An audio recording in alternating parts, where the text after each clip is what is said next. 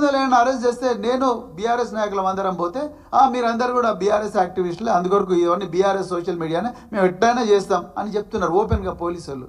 అంటే మీరు cyber crime స్టేషన్ను ఈ 50% నేరాలు ఏవైతున్నాయో ఆ నేరాలను తగ్గించాల్సింది పోయి ప్రజల లోపల పెద్ద ఎత్తున ఆదిలాబాద్ నుంచి అలంపూర్ దాకా, కొడంగల్ నుంచి కోదాడ దాకా, భద్రాచలం నుంచి దేవరకద్ర దాకా మీరు పొద్దున్న లేచినప్పటి నుంచి ప్రజల లోపల అవగాహన కల్పించాల్సిన మీరు పొద్దున్న లేచినప్పుడు చేస్తున్న పని ఏంటి? సైబర్ క్రైమ్ పోలీసులు బీఆర్ఎస్ వాళ్ళు ఏవి స్టేటస్లు అప్డేట్ చేస్తున్నారు, ఇన్స్టాగ్రామ్ పోస్టులు ఏం పెడుతున్నారు, ఫేస్బుక్ పోస్టులు ఏం పెడుతున్నారు, అదేవిధంగా ట్విట్టర్లో ఏం షేర్ చేస్తున్నారు, ఆ స్క్రీన్ షాట్స్ అని తీసుకోవాలి, గాంధీ భవన్కు పంపించాలి, రాత్రికి రాత్రి వీళ్ళని తీసుకొని పోవాలి. ఎంత ఘోరం అంటే సైబర్ క్రైమ్. మన్నే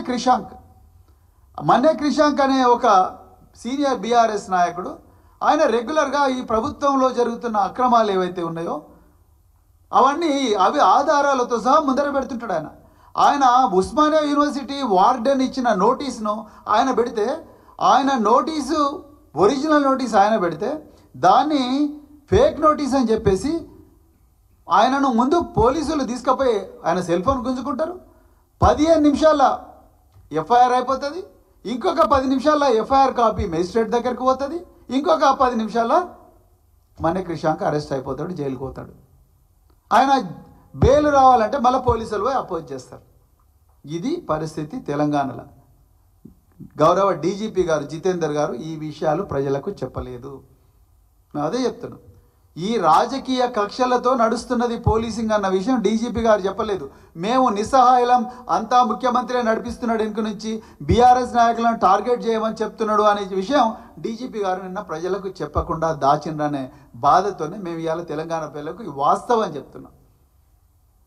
తెలంగాణ ప్రజలకు నిజాలు తెలవాలి. లేకపోతే నిజంగా రేవంత్ రెడ్డి గారు ఈ కక్షలు, కార్పణ్యాలు, ప్రతీకార వాంఛతో రగిలిపోకుండా నాకు ప్రజలకు గొప్ప అవకాశం ఇచ్చిండ్రు, ఆ అవకాశాన్ని నేను ప్రజల క్షేమం కోసం వాడతా, ప్రజల రక్షణ కోసం వాడతా అని అనుకొని ఉంటే ఇలా 7,595 వాహనాలు దొంగిలించబడేవి కాదు. అదేవిధంగా ఈ దాదాపుగా 2,945 మంది మహిళల మీద అత్యాచారాలు జరిగేవి కాదు. రేవంత్ రెడ్డి బీఆర్ఎస్ నాయకుల మీద ఈ విధంగా దాడులు చేయకపోయింటే, అక్రమమైన దాడులు అవసరం లేదు. ప్రజాస్వామ్యంలో అందరికీ హక్కు ఉంటుంది. రాజ్యాంగం ఆర్టికల్ 19, ఆర్టికల్ 21 ప్రకారం అందరికీ సమానమైన హక్కులు ఇచ్చింది. ఎందుకింత కక్షతో వ్యవహరిస్తున్నారు ముఖ్యమంత్రి? సో అదేవిధంగా ఇక మిగతా విషయాలకు వస్తే, మరి పోలీసు డిపార్ట్మెంట్లో నిన్న డీజీపీ గారు లగచర్ల గురించి మాట్లాడలేదు. లగచర్లలో పోలీసులు తిరుపతి రెడ్డి నేతృత్వంలో రాత్రి 12 గంటలకు ఇంటర్నెట్ బంద్ చేసి, కరెంటు బంద్ చేసి గిరిజన మహిళల మీద దాడి చేసిండ్రు. కొంతమంది మహిళలు మా అమ్మలను ఏమంటారు అసభ్యంగా ప్రవర్తించినని నేషనల్ హ్యూమన్ రైట్స్ కమిషన్ ముంగట చెప్పిండ్రు. దాని గురించి డీజీపీ గారు మాట్లాడలేదు. అంటే ముఖ్యమంత్రి గారి కాన్స్టిట్యున్సీ, ముఖ్యమంత్రి ఆర్డర్స్ ప్రకారమే మాట్లాడాలి కాబట్టి ఆయన మాట్లాడలేదు. అదేవిధంగా అక్రమ కేసుల గురించి డీజీపీ గారు మాట్లాడలేదు. పోలీసు శాఖలో మొట్టమొదటిసారి పెద్ద ఎత్తున సూసైడ్లు జరుగుతూ ఉన్నాయి. ఈ సూసైడ్ల గురించి మాట్లాడతలేరు డీజీపీ గారు. అదేవిధంగా మరి పోలీసులకు ఇంతవరకు జీపీఎఫ్ లోన్స్ వస్తలేవు, హోంగార్డుల వేతనాలు పెరుగుతలేవు, సరెండర్ లీవ్లు శాంక్షన్ అయితే లేవు, టీఏ వస్తలేదు. అదేవిధంగా ఏక్ పోలీస్ నినాదంతో మరి టీజీఎస్పీ కానిస్టేబుల్ స్ట్రైక్ చేసిండ్రు.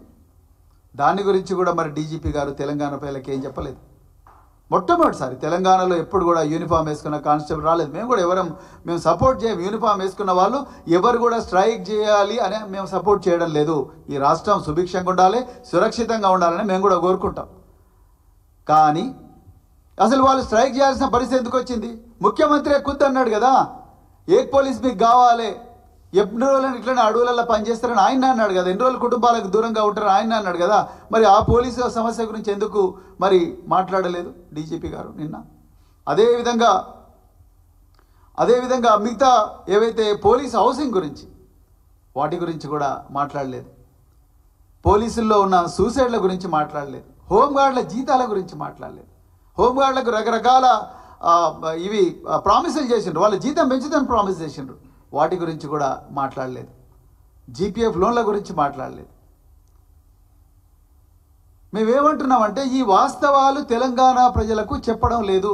మీరు పోలీస్ డిపార్ట్మెంట్ అంతా ఈరోజు మీరు ఈ రాజకీయ కక్షల కోసమే మిమ్మల్ని ముఖ్యమంత్రి వాడుతూ ఉన్నాడు, హోమ్ మినిస్టర్ వాడుతూ ఉన్నాడు. ఎందుకంటే ఆనాడు ఇదే అధికారులు ఉన్నారు, ఈరోజు కూడా అదే అధికారులు ఉన్నారు. ఉదాహరణకు ఎంత ఘోరమైన కక్షపూరితమైన వ్యవహారం నడుస్తుందంటే అసలు ఒక్కసారి హాస్యాస్పదం అనిపిస్తుంది. ఒక్కసారి చూడండి, ఈయన సాయిరెడ్డి కొండారెడ్డిపల్లి మాజీ సర్పంచ్, 80 సంవత్సరాల వృద్ధుడు.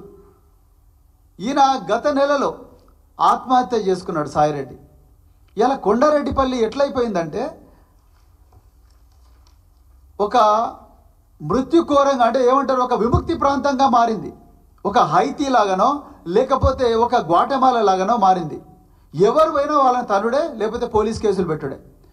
ఆవుల సరిత, విజయారెడ్డి అని 2 జర్నలిస్టులు ఆ గ్రామంలో రైతులకు రుణమాఫీ వస్తున్నదా, అయ్యిందా, కాలేదని తెలుసుకోవడానికి పోయినారు. ముఖ్యమంత్రి గారు సొంత గ్రామం కాబట్టి వాళ్ళను ఘోరంగా హింసించి వాళ్ళ సెల్ ఫోన్లు గుంజుకుంటే, వాళ్ళను ఊరి నుంచి తరిమేస్తే, వాళ్ళ మీద భౌతికంగా దాడి చేస్తే, వాళ్ళు లోకల్ పోలీస్ స్టేషన్కి వచ్చి కంప్లైంట్ ఇస్తే గమ్మత్ ఏందయ్యా అంటే ఉల్టా వాళ్ళ మీదనే కంప్లైంట్ పెట్టి వాళ్ళ మీదనే కేసు పెట్టిండ్రు.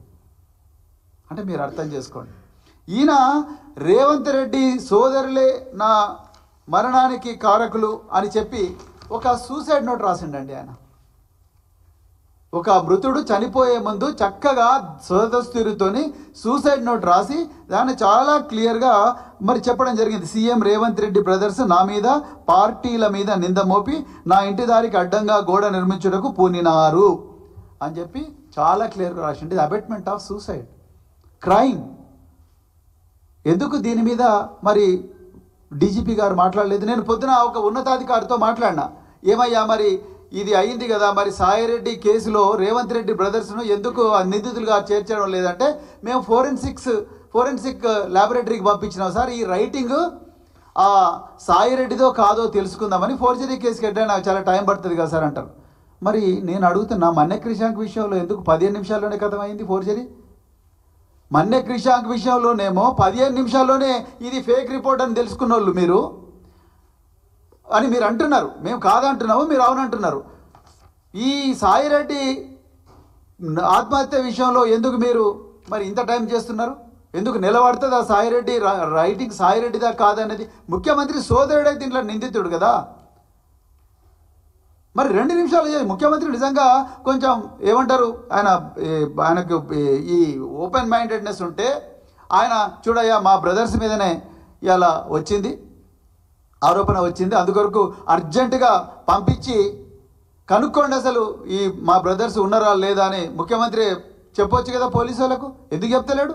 ఎందుకంటే ఆయన వాళ్ళ బ్రదర్సు అందరినీ ఆయన కాపాడుకోవడం కోసం ఇవాళ హోంశాఖను తన దగ్గర పెట్టుకున్నాడు ముఖ్యమంత్రి.